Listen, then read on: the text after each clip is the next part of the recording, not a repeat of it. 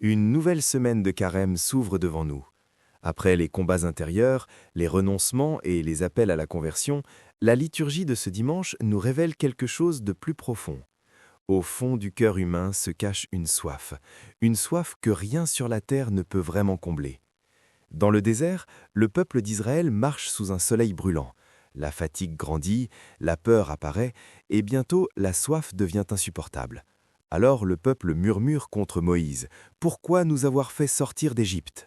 Mais Dieu répond d'une manière inattendue. Au milieu du désert, là où tout semble mort, il fait jaillir de l'eau du rocher. Cette soif du désert n'est pas seulement une soif du corps, elle révèle une autre soif, plus profonde, la soif du cœur humain. Une soif de sens, une soif d'amour, une soif de vérité. En réalité, c'est une soif de Dieu. Dans l'Évangile, Jésus s'arrête près d'un puits en Samarie. Fatigué par la route, il s'assoit.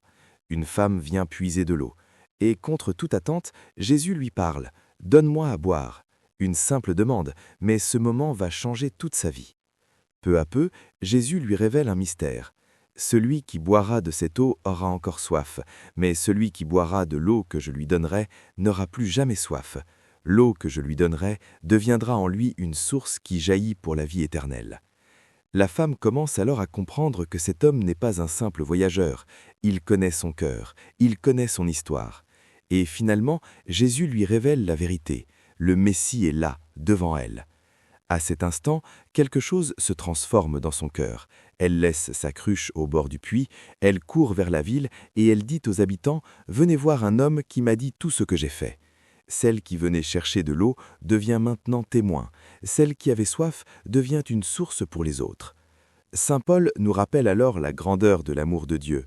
L'espérance ne déçoit pas parce que l'amour de Dieu a été répandu dans nos cœurs par l'Esprit Saint. Et la preuve de cet amour est immense.